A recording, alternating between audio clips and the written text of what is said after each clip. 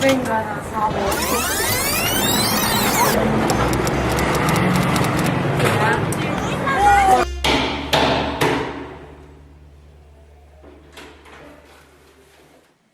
¿Qué hacéis vosotros aquí? Nos hemos perdido. Ah, bueno.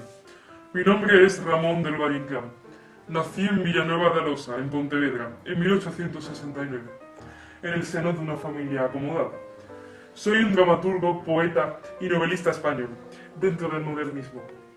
Mi verdadero nombre es Ramón Valle Peña. Mi padre, Ramón del Valle Inclán Bermúdez, nacido en 1823 y fallecido en 1890, fue heredero de una gran fortuna. Tenía reputación como poeta y afición por las investigaciones históricas.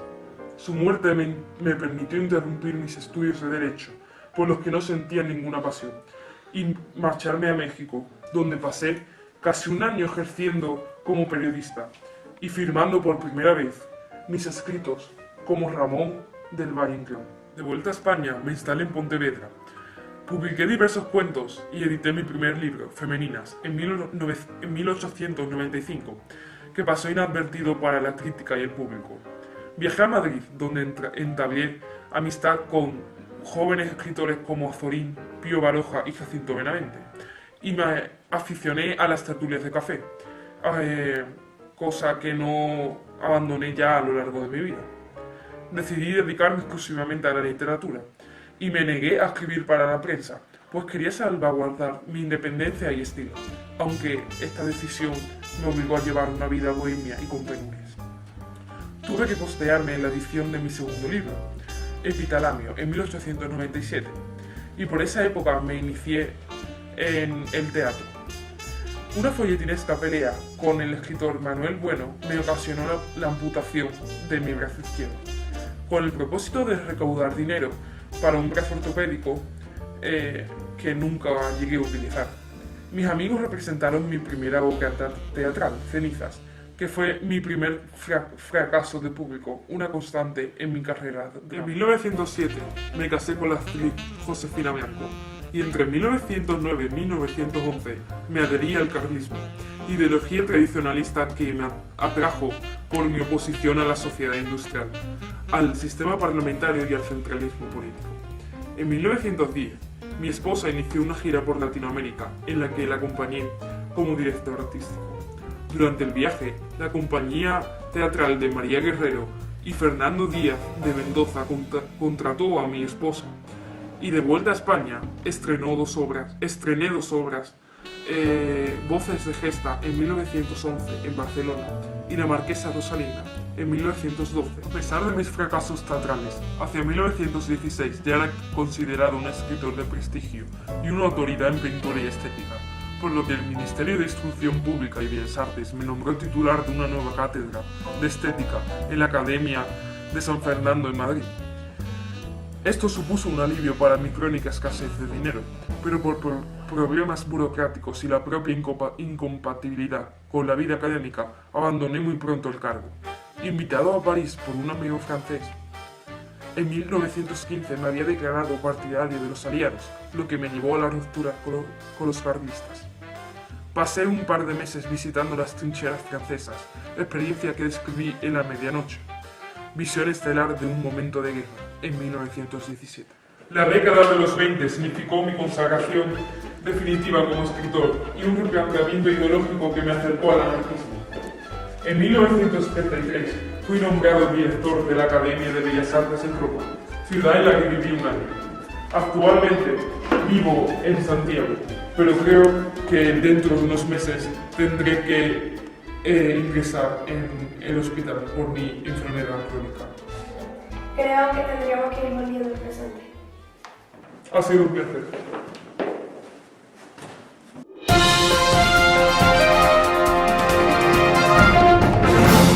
Bienvenidos al telediario del Canal 8. Hoy vamos a hablar de unos sucesos extraños que han acontecido.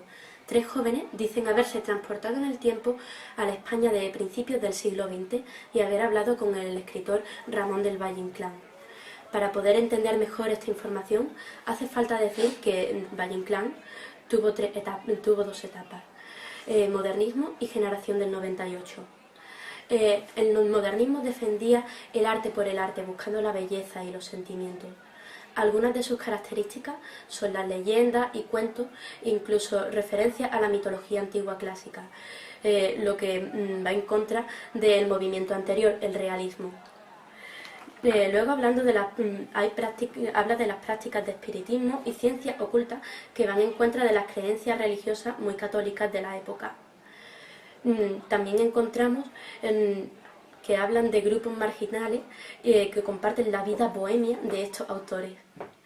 La escritura busca la musicalidad, por eso crearon nuevos tipos de versos.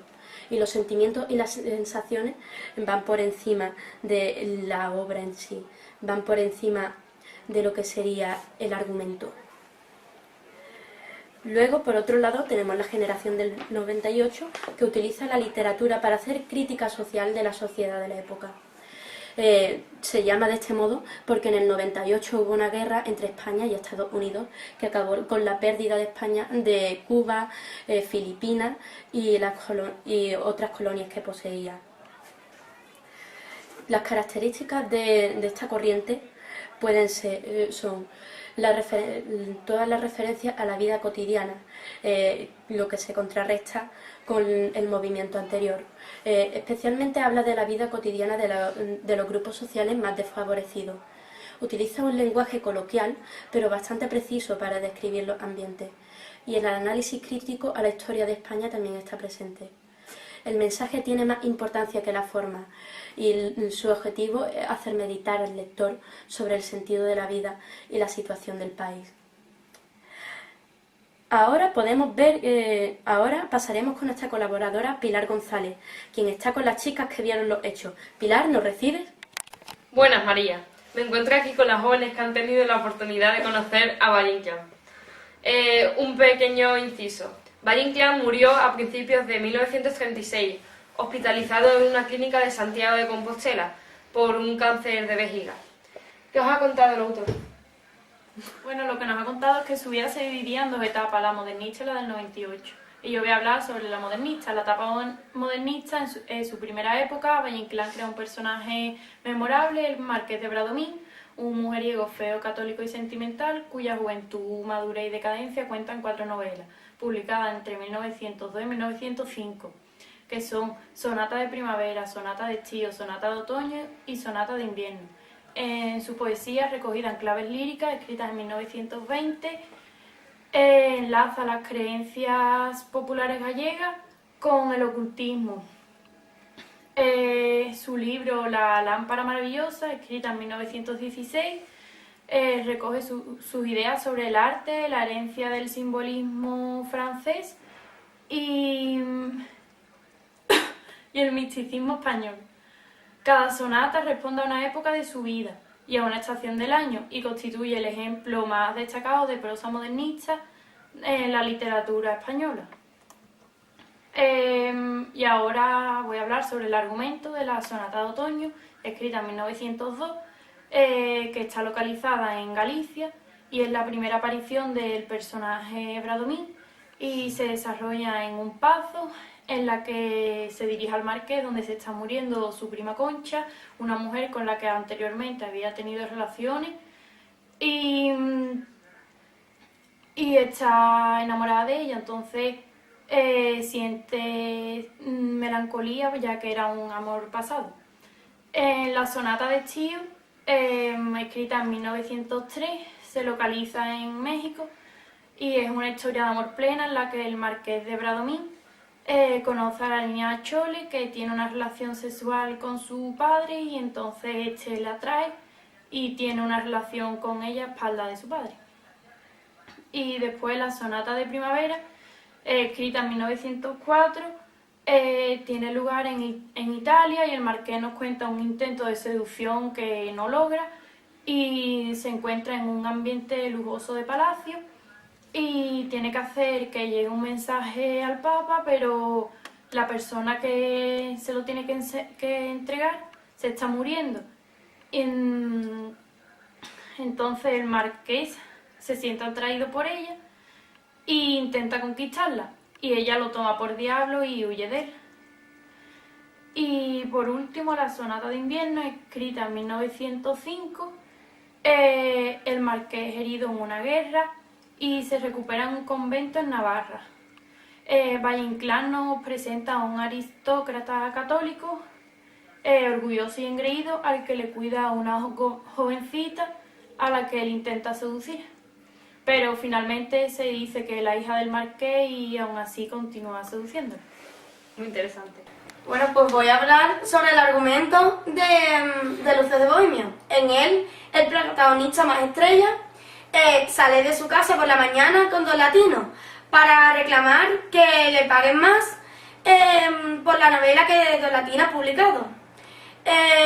No logran el precio que querían y entonces acaban emborrachándose en una taberna.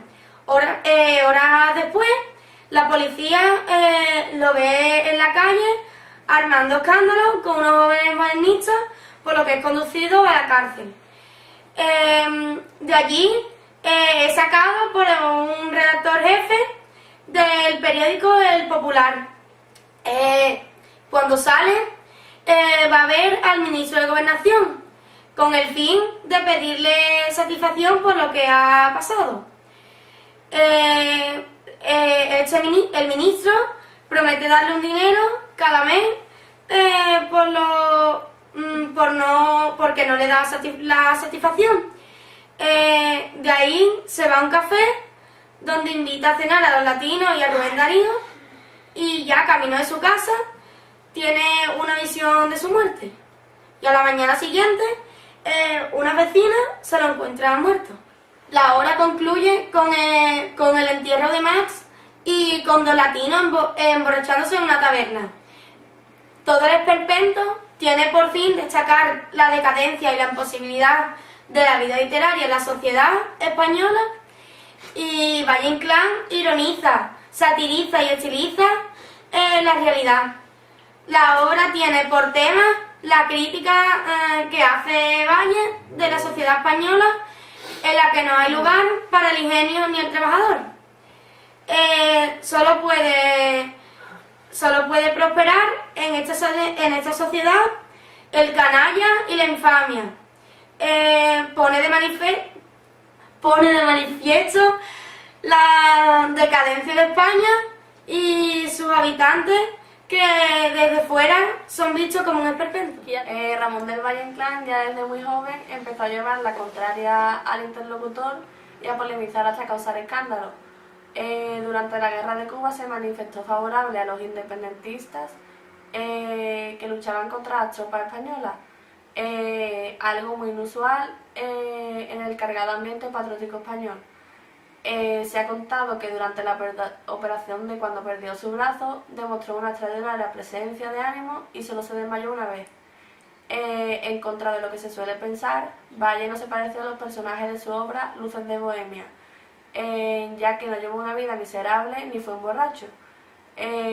A lo largo de su vida demostró una extraordinaria habilidad para vivir del presupuesto del Estado sin llegar a trabajar, y así pudo dedicarse plenamente a su literatura.